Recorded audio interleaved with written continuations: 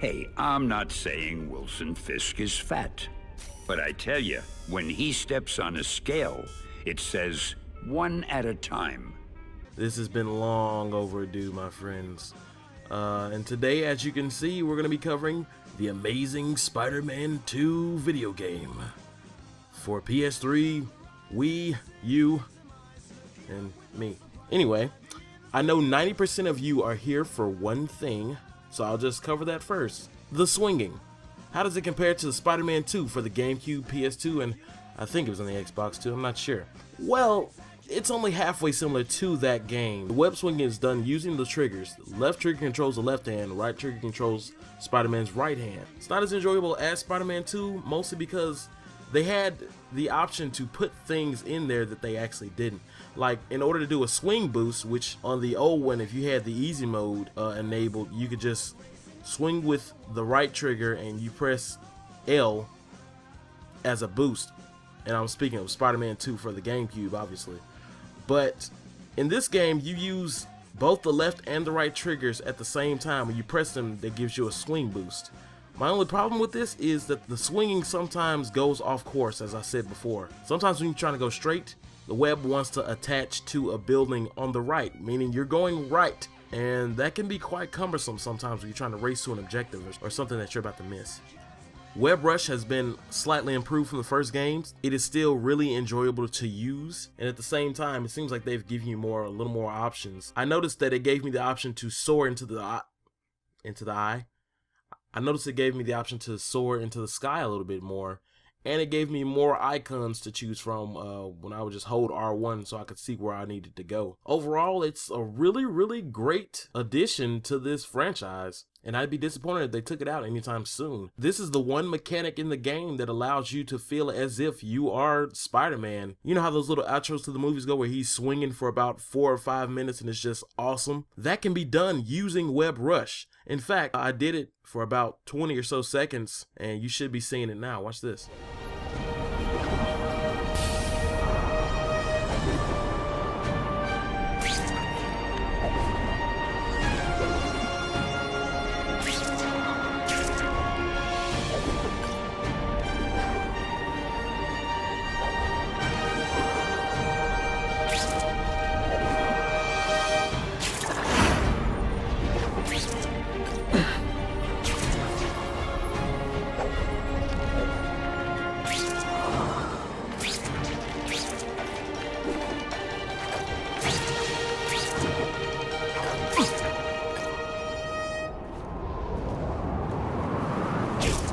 Wake you up.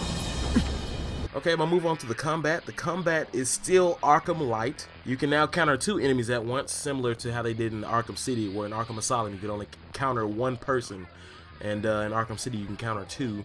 So it's still Arkham Light. It's not exactly polished, as I would say. It's more polished than the first game, which makes it enjoyable, but it still feels like Arkham. I'm not really complaining, but at the same time, I want to feel like Spider-Man in this game, not Batman.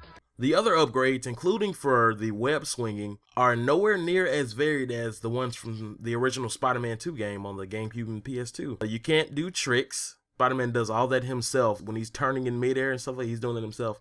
I wish they would bring back the trick system. They don't even have to give me rewards for it. I would just love to trick through the air again. And they should be able to do more with it now because, I mean, we have all this extra power in these consoles now. But all that aside, let's go into the story. This tells its own sort of hyper-speed version of the story from the film. Without Gwen Stacy appearing at all. She's briefly mentioned like one time in the beginning and then they never bring her up again. I can't imagine why. Anyway, Spider-Man's wisecracks are still kicking ass. The dialogue does feel like Spider-Man. Cheaper than Jameson.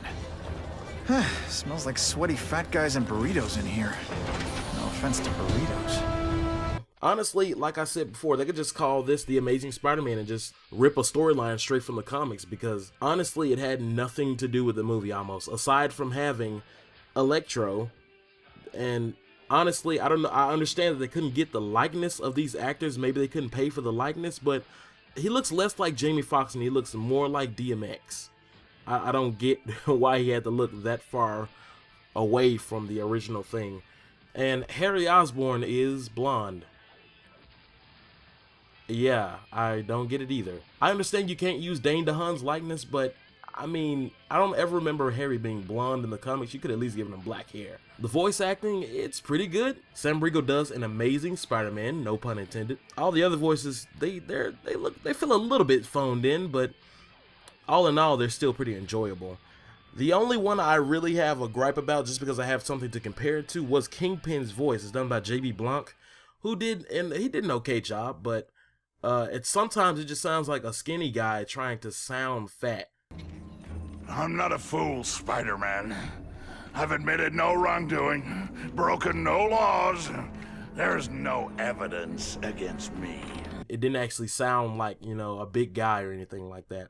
One thing I wish they would have touched on was the fact that Kingpin is not entirely composed of fat. Most of what he is muscle, even though he looks huge. One of the boss fights is the Kingpin. He's basically using the Rhino tactic of let's run into Spider-Man, which I'm kind of disappointed about. I feel like they just kind of ripped that off. That's even ripped off from the Arkham games where you fight the Titan. You just move out of the way and then they hit the wall and you got to beat them up. It's basically the same thing. It's not that hard. I really wish they would have got Roscoe Lee Brown, who voiced him in the Spider-Man animated series from 1994 on here. But as I understand, he died about 7 years ago. Rest in peace, man, because you were a freaking awesome Kingpin. It would appear that the cat has lost his touch. Or was this alarm deliberately tripped as a diversion? That would be just like you, using surprise to help your protege escape. The Kingpin does not like surprises. You had better hope that your kitten is still with us.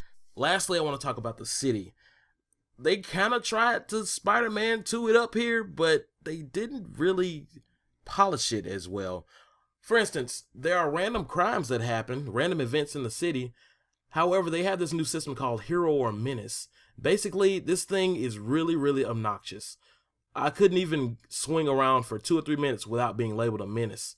Because every time you miss a crime, not ones that you even initiated, it could just be on the map. If you don't go to the crime, your hero level is going to go down and you're going to become a menace. And I mean, this happens fast. Like, I got the hero level 2, and within 10 minutes of swinging around the city, I'm already only halfway to level 1. I understand what they were trying to do. Evil never sleeps, but they really should have thought about that a little more in detail. On paper, it sounds really good, but when you execute it, you got to do it just right, because otherwise it's just going to annoy the player, as it did me. After every event, a Daily Bugle news report shows up labeling you as either a menace or a hero, depending on if you failed or, if you forgot somebody in a burning building or something like that, which is kind of weird because it's kind of like, yeah, I missed one person in the building, but I saved 3, so I'm a menace for that. I must have just wanted that one person to die. I don't get it. But that's not my gripe. After every one of these events, and I mean every single one, there's a Daily Bugle news report.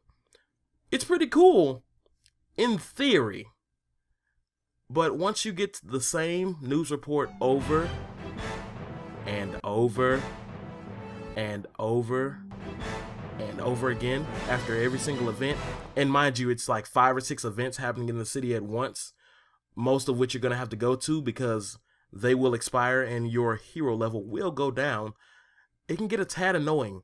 And no, you cannot skip these. It's basically sort of like a loading screen. That's another thing. The loading in this game, oh my god, guys. We gotta get on this. I don't know what's the problem, but it's pretty bad. In fact, here's one right here. I'm not going to even edit it. Look at this loading screen. This is how long it takes.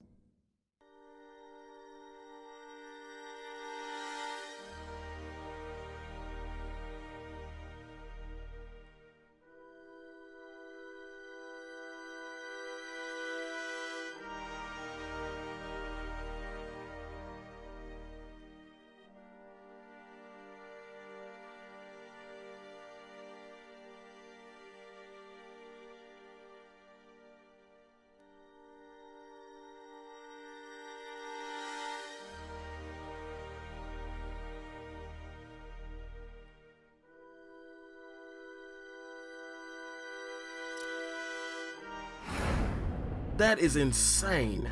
That is crazy. I don't know if there's a way around it, but you guys gotta do something about that.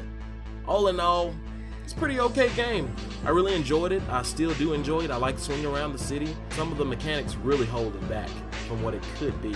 The first game, I gave it about a 3 out of 5, which is, it's okay.